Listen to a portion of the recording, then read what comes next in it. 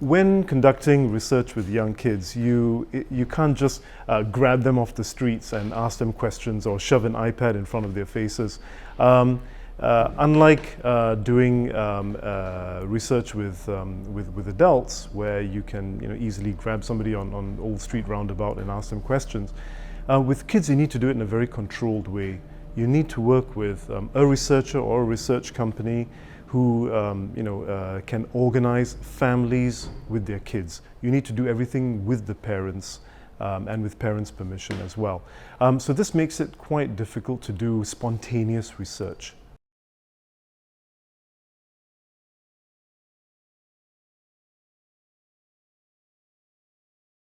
With an MVP, I really think you got to know your audience and the type of product that you're creating.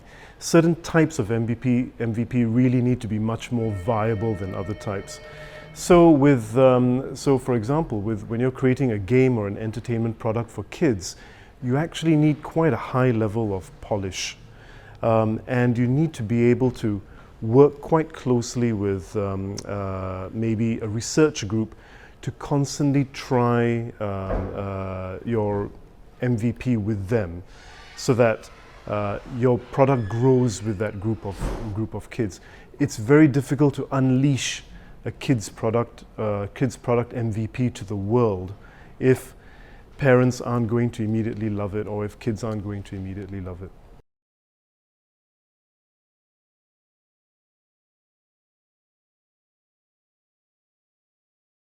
When you're working with children's products, you need to be really, really careful about how you gather data and how you use it.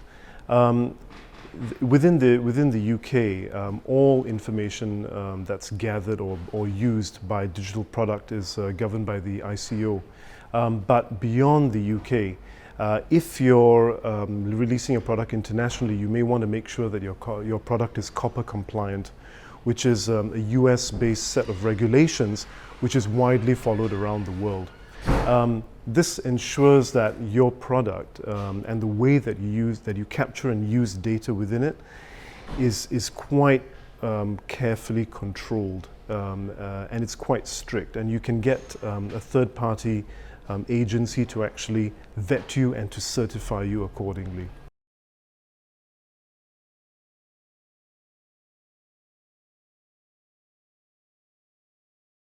When you're doing your research, you got to be really careful that you aren't doing it like in a London bubble, where kids are only of one particular ethnicity or one particular income group as well. It's really important to be able to reach out to a very wide range of users and families around the country, who maybe have different levels to access, different levels of income and different access to different types of devices. It makes a huge difference if you're speaking to a family where they all have the latest iPads and they have very, very fast broadband, and on the other hand, you're speaking to or you're working with a family who have very low-end devices and a very poor internet connection at home. It makes a huge difference around how they actually consume digital media. So it's really important for you to be able to have that widespread when you're doing your research.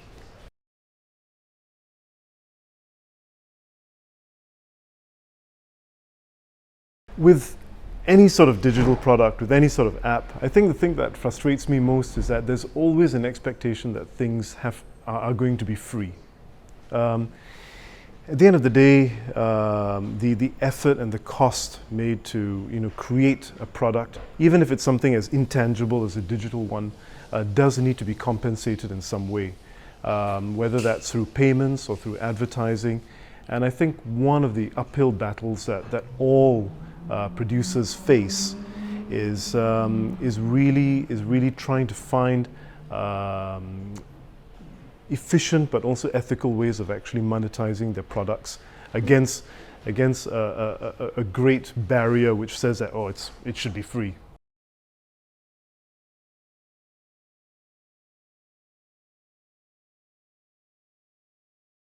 Before scaling a startup, I think the biggest question is deciding when to do it, when do you feel, or when is there evidence that your product has achieved product market fit, that you're making the right product for the right market within the right conditions?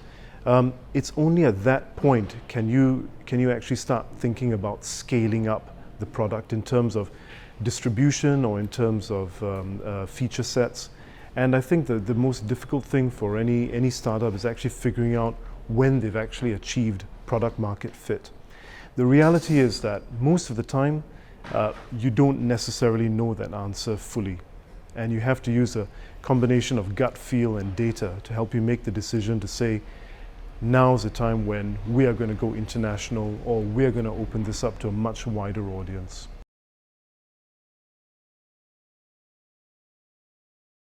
For startups, fundraising is part and parcel of being a startup. You don't have the deep pockets to necessarily make very long or large investments.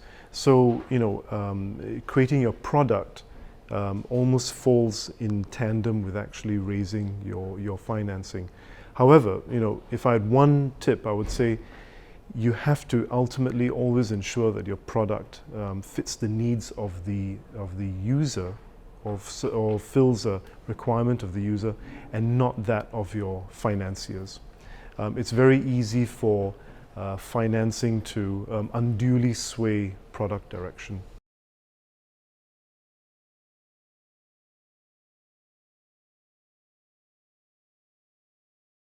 At the point where a startup starts to scale, the key investment is going to really be in people more than anything else. This is the point where you may have the funds and the proof in your product and in your business where you can attract real talent into your organization, whether that's to bring in specialists or whether it's to fill out the ranks of developers, of designers, of product managers who are really going to bring quality into the delivery of product as you scale up to larger and larger audiences.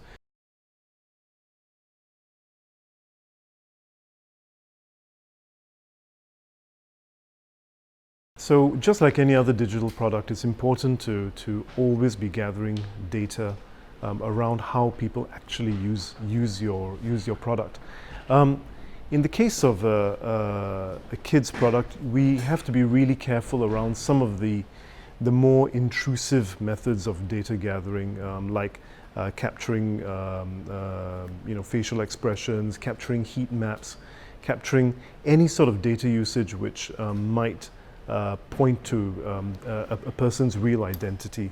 But once you've taken the necessary safeguards, with the data that we collect, we're able to then therefore identify trends around how children and adults are actually using the product.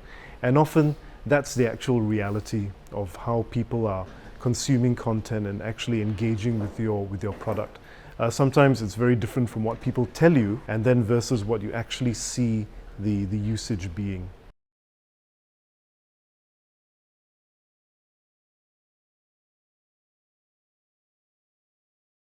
Ultimately, the success of your product is going to depend on actually understanding what's working and what's not. And to do that, you really need to combine different methods of research and data gathering. That's going to be long-term research to understand how your users are using your product over a long period of time. One-on-one research sessions to understand how they're using the interface or your UI.